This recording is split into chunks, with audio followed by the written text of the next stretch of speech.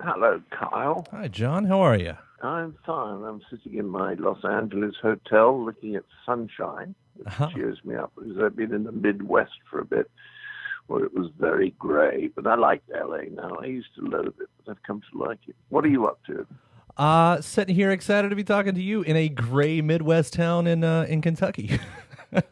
I've never been to Kentucky, I think. I can't remember coming to Kentucky, except I think when my daughter was a very good horsewoman. Uh-huh. And I used to come once or twice to Kentucky, but just spend all my time at the various equestrian events. So what can I expect? I want you to tell me what Louisville is Right. like. Not Yeah. Louisville, Louisville. No, we're excited to have you because you're going to be here on November 15th. So your first time, you will be welcomed with open arms. I do have the nicest fans in the world, you know. I know it's a very sort of bullshitty thing to say, but it's absolutely true. The people who like Python, they're very nice. They're kind and they laugh and they're fun. And I have a great time on stage. There's only two things that are tiring. One is the photos afterwards, because doing lots of photos in a short time is strangely tiring. I don't know why. And the other is the traveling. But that's not too bad, because I travel on the back of the bus. You see, there's a nice big bed back there. Well, quite big. And the moment I finish the show, I go up to the bus, I have a couple of drinks and some peanut butter, and then I go to sleep and wake up in a completely different state.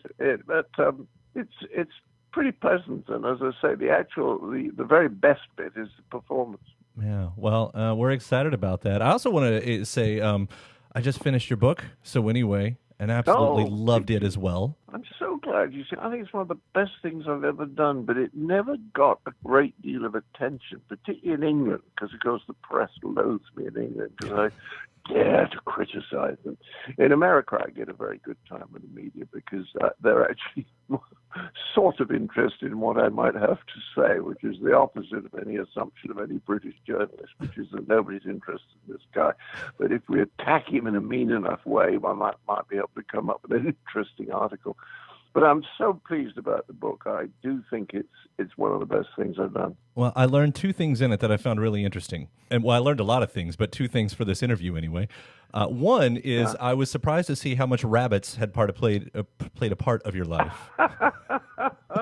Because Well, not as big a part as cats. Cats now dominate my life. They are really, apart from my delightfully silly and lovable and rather beautiful young wife. The cats are my main purpose is staying alive. Really, they entertain me. I love them. I love their attitude. You know, because cats just don't give a damn. they don't give a damn. No, you got dogs as are running up to you, sort of asking you who they should bite. You know, they're Nazis. Dogs, really, they're just trying to get promoted. But cats is wonderful. You call a cat. It might get back to it eventually if it's in the mood. And we have three. My wife and I have four cats in London. Three of them, I'm proud to say, are American. They're Maine Coons, and they are the best. And We'll they're take that. absolutely huge. One of them is 22 pounds. Well, the other one I will say, and this one I guess is on the more serious side, is that I know you've had sort of a fascination with psychology and written some books on that, but I hadn't put it together that as a comedian, at least if you're a good one, that you also become a sociologist and psychologist, and that was a really fascinating Yes, thing to learn. I think that's true. And there's difference. I mean, there were a couple of very good comic writers in the British press 10, 15 years ago. And one of them was absolutely expert on what sort of cars people drove or where they lived or how they dressed and the sort of things that they did. And the other one, what I thought was much more interesting, was more psychologically attuned.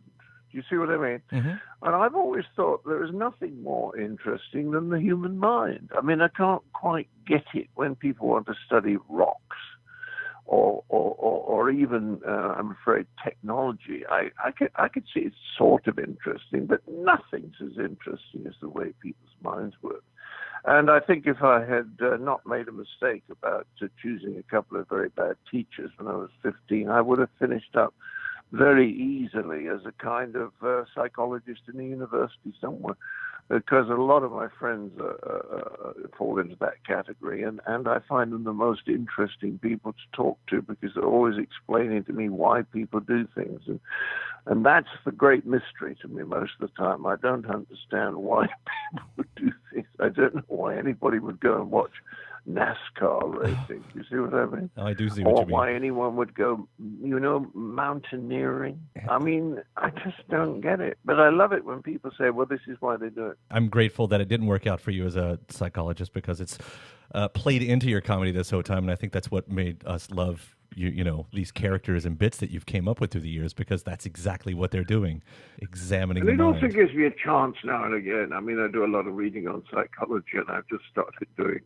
recording podcasts. And my first guest was Malcolm Gladwell, Blink, Tipping Point. Mm-hmm. So I was able to talk to him, and I was just fascinated throughout that conversation. That's the thing I like best, apart from laughing. And food. I tell you, it gets better as you get older. It's awful. Which, by the way, you did a wine documentary in the early 2000s that I absolutely loved. I remember that, and I think about that all the time. Yeah. Yeah, Wine for the Confused. And I did it really to learn more. And, of course, I learned a great deal during the course of that, which is that the most important single thing to do is to learn the vocabulary. Mm-hmm. Because you might know that you like a particular wine, but if a restaurant or a store doesn't have it, then how do you get something like it? The answer is you know the words that describe the sort of wine that you like. So that's what it was really about. Yeah.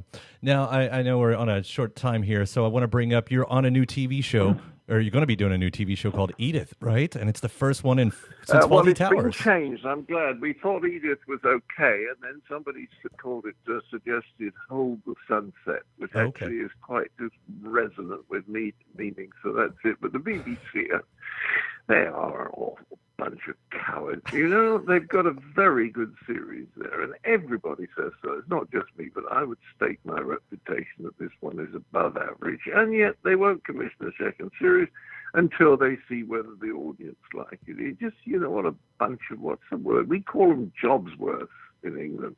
It's a musician's term, meaning all the people who say, I can't do that, Squire, it's more than my job's worth. And, why are these awful second-rate people without any guts at all in charge? It pisses me off. Well, I know you're probably a bit... Good, right? Do you enjoy that? Yeah, I did, but I'm thinking you're probably a bit spoiled because they gave you Python without even seeing a pilot, so, it doesn't always work. Yeah, but that was 1969, my friend, when there were a small number. There's never been a great number of good executives, but there were a small number in 69 who knew what they were talking about, mainly because they'd come up through the corporate structure. They had been floor managers. They'd worked with good comedians on the floor with them. They'd worked with good directors. Now you have a sort of new type of executive who's never done anything except be an executive. And why the hell should they know anything about comedy? I mean, if this lot can't recognize quality of Hold the Sunset, they should just be fired.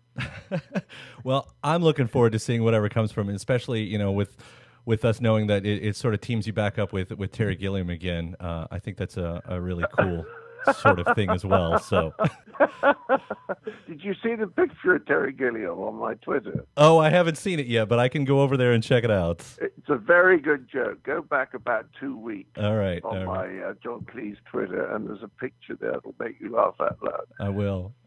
Otherwise, I guess we'll be seeing you here in a few weeks, November 15th. You certainly will, and I look forward to it. I really do. All right, John. It was a pleasure talking to you. It really was. Nice talking to you, Carl. Thanks. All right, bye.